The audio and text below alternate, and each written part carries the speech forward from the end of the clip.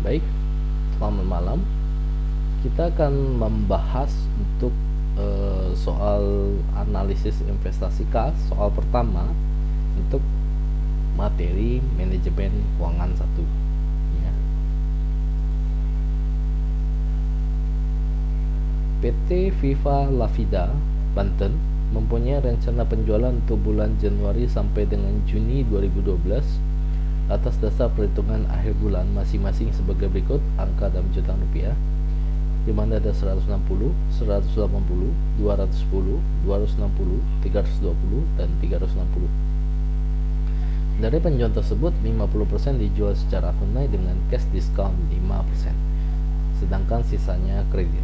Penjualan bulan Desember 2011 diperkirakan sebesar 130 juta rupiah. Hasil penjualan kredit 70% dapat diterima 1 bulan sesudah bulan penjualan dan sisanya terkumpul pada bulan berikutnya atau bulan kedua sesudah bulan penjualan. Penerimaan kas lainnya berupa sewa gudang pada Maret 2012 sebesar 46,5 juta. Penerimaan kas lainnya berupa hasil penjualan mesin-mesin lama pada bulan April 2012 sebesar 122,5 juta. Adapun perkiraan pengeluaran selama 6 bulan tersebut sebagai berikut.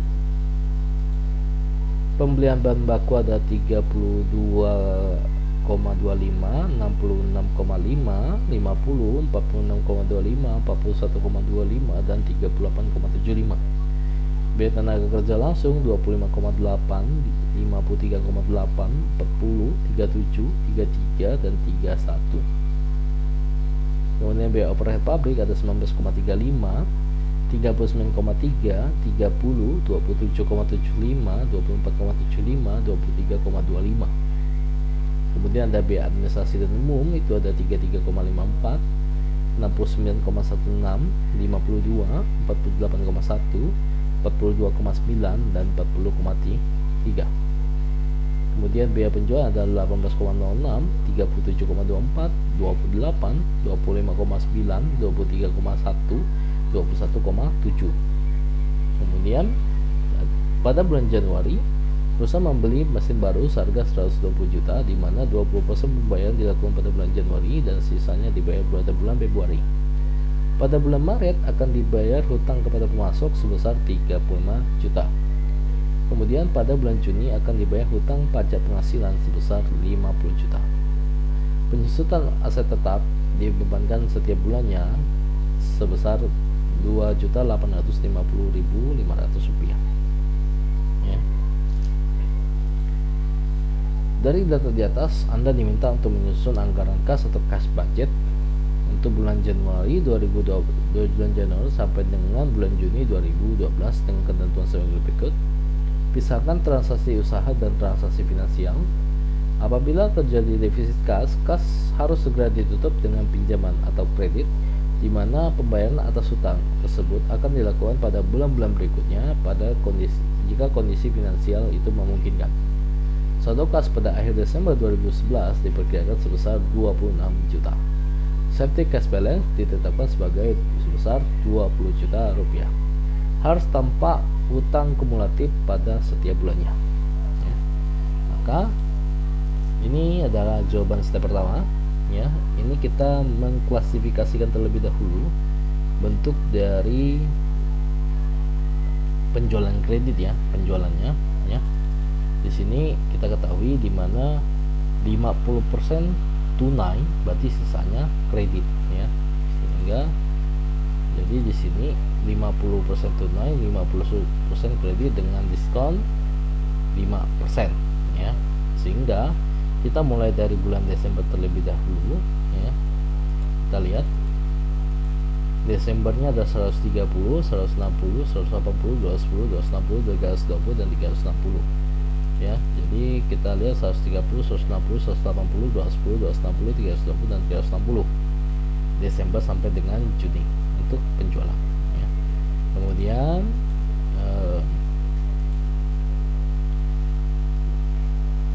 jangan lupa hasil penjualan kredit 70% diterima 1 bulan sesudah bulan penjualan, berarti bulan pertama ya. Dan sisanya 30% itu di bulan kedua ya. Untuk ini di bagian Desember itu tidak ada cash discount ya, jadi langsung saja. Jadi ini penjualannya ya, ini cashnya, jadi ini dikali 50%. Serat ini kita tidak masukin ya, kita tidak masukin karena ini bukan bulan Januari ya, jadi kita tidak masukin, tapi kreditnya kita masukin ya. Untuk khusus kolom bagian Desember ini memang pengecualian, jadi ini kita abaikan, tapi di kredit kita masukin ya. Jadi 130 dikali 50% tunai, ini dapatnya. Ini angka ini dikali 50% tunai, ini dapat cash. Nah, dari cash kali 5% ya, kemudian kan dapat cash kan dikalikan 5%, dapat hasilnya kan. Nanti cash dikurangi dengan hasilnya, dapat cash discount ini ya. Jadi ini adalah cash setelah diskon ya, jadi ini ada cash setelah diskon. Jadi 80 kurang 4 juta, 90 kurang 4,5 ya, dan seterusnya. Kemudian bagian kredit itu dari sales kali dengan kredit 50% dapat nilai kredit ini ya. Kemudian baru dibagi 70 30 70 30 ya. Ingat Desember 7, sebulan pertama adalah Januari 70, bulan keduanya Februari 30. Januari 80, bulan pertamanya 70 Februari, bulan keduanya sisanya Maret. Ya. Jadi ini juga sama, Februari, Maret 70, April 30. Maret, April 70, Mei 30. Kemudian April, Mei 70 30. Kemudian Mei ya, ini 70, harusnya ada 30 tapi kita stop hanya sampai di Juni karena memang datanya hanya sampai Juni. Jadi memang kelihatannya hanya seperti ini dan ternyata bahwa ini tidak ada. Karena kenapa tidak ada? Karena bulan pertamanya adalah Juli, sedangkan kita tidak menghitung Juli. Jadi hanya stop sampai di sini. Kemudian ini tinggal hanya tambah saja ya. Tinggal ditambah saja, maka akan hasilnya seperti ini ya. Silahkan dipelajari terlebih dahulu ya.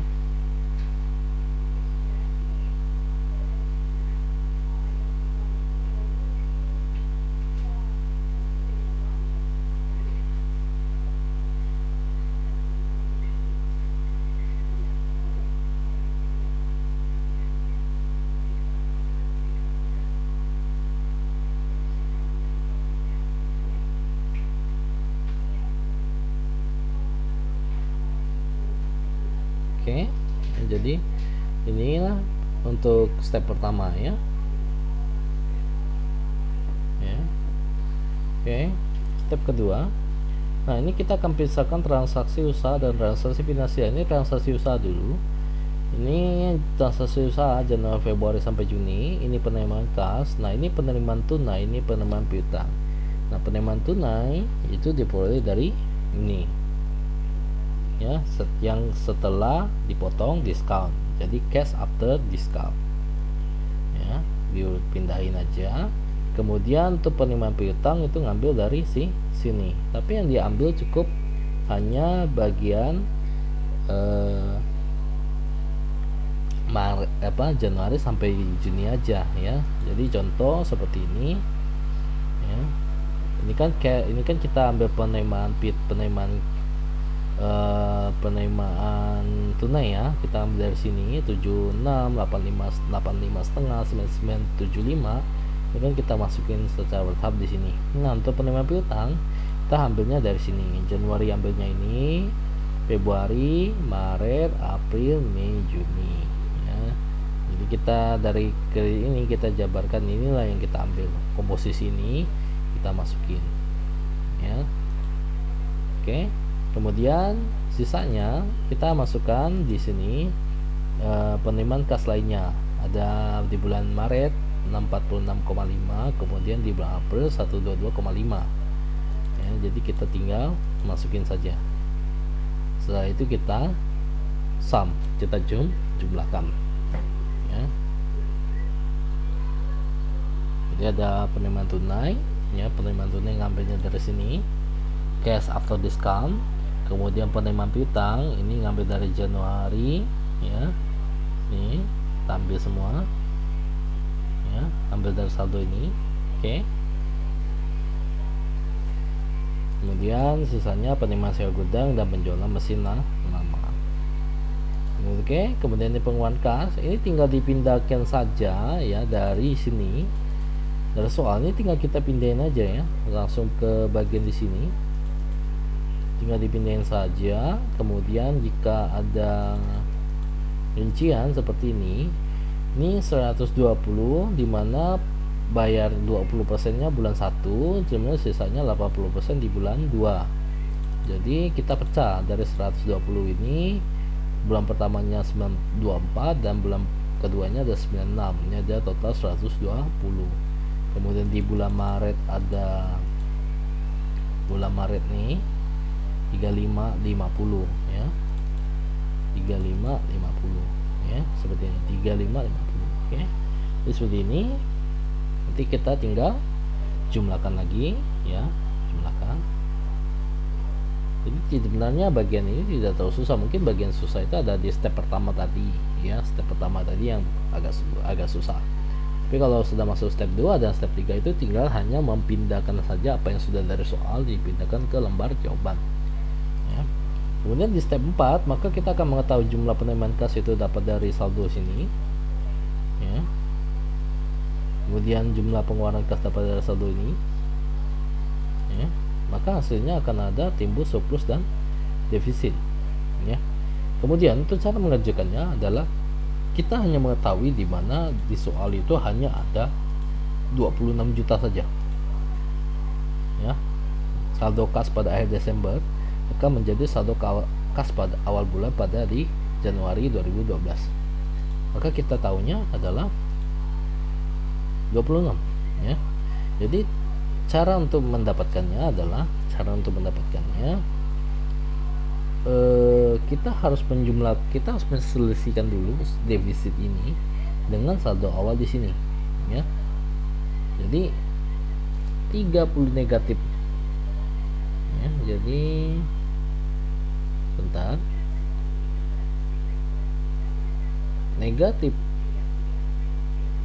31,5, ya, kemudian ditambahkan dengan 26, maka hasilnya ada negatif 5,5, ya. Maka 5,5 akan menjadi saldo awal di sini. Kemudian terjadi defisit 201, ya. Kemudian ini kita kalkulasikan dapat nilai negatif 206,5. Ini akan berpindah ke sini, ya. Kemudian terjadi defisit lagi. Setelah ini dikurangi, ya, kurang. Jadi ini masih ada defisit lagi 1,75. Jadi hasilnya adalah 208,25. 208,25 pindah ke bagian sini, ya. Ternyata sampai di negatif 208,25 ternyata ada surplus 161,5. Maka saldo akhir ada negatif 46,75, ya. Kemudian di sini ternyata masih ada surplus lagi. Ini dipindah sini. Ada surplus lagi, ya. Negatif 46,75 nanti diselisihkan dengan 109,5 maka akan dapat 62,75. 62,75 akan pindah ke sini.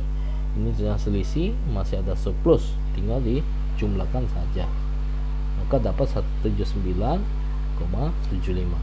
ya. Jadi ini menghitungnya adalah mengcross begini, ya. Mengcross seperti ini, ya. Apa yang menjadi di sini akan di sini. Ini sini, ini sini, ini sini, ini sini, ini sini. Jadi mengcross seperti itu. Sedangkan ini untuk surplus dan defisit ini tinggal kurangi aja, ya, tinggal dikurangi saja. Oke. Nah, tadi dipesankan, ya. Dipesankan jika terjadi defisit kas maka kita harus tutup dengan pinjaman, ya. Kita akan tutup dengan pinjaman dengan safety cash balance 20 juta. ya. Nah, ini kita masuk ke transaksi finansial, ya. Saldo awalnya sekian, ya, saldo awalnya sekian, dimana saldo akhirnya adalah harus 20, ya. Saldo, kalau kita mengisi, maka yang kita akan ketahui saldo awal, surplus and defisit, dan saldo akhir.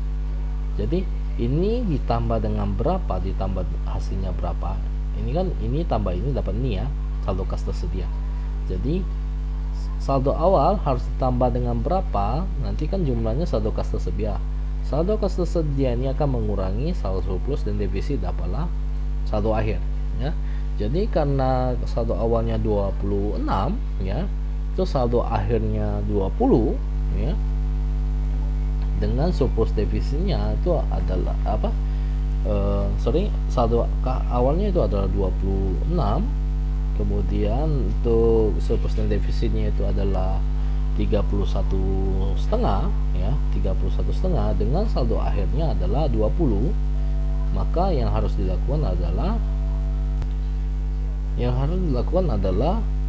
26 ini, ya, kita kurangi dengan 31,5, ya, maka akan dapatnya negatif 5,5, dikurangi lagi dengan 20, dapatlah terima dan bayar kredit adalah 25,5. Nah, kalau kita ngitungnya kan dia kan di dalam posisi negatif. Kalau kita menghitung menggunakan kalkulator, negatifnya kita hilangin, akan kita jadikan positif, sehingga ketika kita masukkan di sini positif 25,5, jadi 26 ditambah 25,5 dapatlah 51,5. 51,5 dikurangi dengan 31,5, hasilnya adalah 20. 25,5 akan dimasukkan sebagai hutang kumulatif supaya tampak, karena di soal itu diminta bahwa harus tampak hutang kumulatif setiap bulannya. Jadi kita harus masukin. Setelah itu 20 ini akan menjadi saldo awal di sini, ya. Ternyata sekali diketahui defisitnya itu adalah 201, dengan saldo akhirnya wajib adalah paling rendah 20. Jadi 20 dikurangi dengan 201, kemudian dikurangi dengan 20, dapatlah 200, negatif 201, ya. Kalau kita ngitung dalam kalkulator, 20 dikurangi dengan 201 lalu dikurangi dengan 20, hasilnya adalah 201, ya. Di dalam bentuk negatif. Kalau kita hitung kalkulator, kita hilangkan negatifnya, kita masukkan sebagai positif, sehingga 20 ditambah 201, maka hasilnya ada 221. 221 dikurangi dengan 201, maka hasilnya adalah 20, ya. Sehingga 25,5 ini menambah dengan 201 hingga menjadi 226,5. Kemudian saldo akhir Februari akan menjadi saldo awal di bulan Maret, ya. Kemudian kita masuk ke sini, ternyata ada surplus dan defisit 1,75. Jadi kita tinggal sama dengan step yang tadi, ya. Jadi kita tinggal nambahin aja 1,75. Jadi 20 tambah 1,75 dapat 21,75 dikurangi dengan 1,75, hasilnya adalah 20, ya. 226,50 ditambah 1,75 menjadi 228,25, ya. Jadi karena memang saldo kas akhirnya adalah 20. Nah, sampai ke sini 20 ini akan menjadi 20 Maret ini akan menjadi 20 awal di April, ya. Nah, sampai di sini kita tidak lagi terima pinjaman. Kenapa? Karena di sini sudah surplus, ya, sudah surplus. Sehingga 20 ditambah 0, ya. Kenapa kita belum membayar hutang? Karena uangnya baru 20, karena kita belum terima ini. 20 tambah 0 jadi 20, 20 tambah 161,5 menjadi 181,5, ini tambah 0 maka hasilnya 228,25. 181,5 akan berpindah ke sini. Nah, setelah sini kita harus membayar hutang berapa sih? Ternyata kita ada kelebihan sebanyak 181,50. Namun ingat, saldo kas tersedia harus adalah 20. Jadi kita harus dari 181 ini kita harus potong 20. Jadi yang kita bayarkan adalah 161,5 saja. Sisa 20. Jadi 20 itu adalah kas minimal, ya.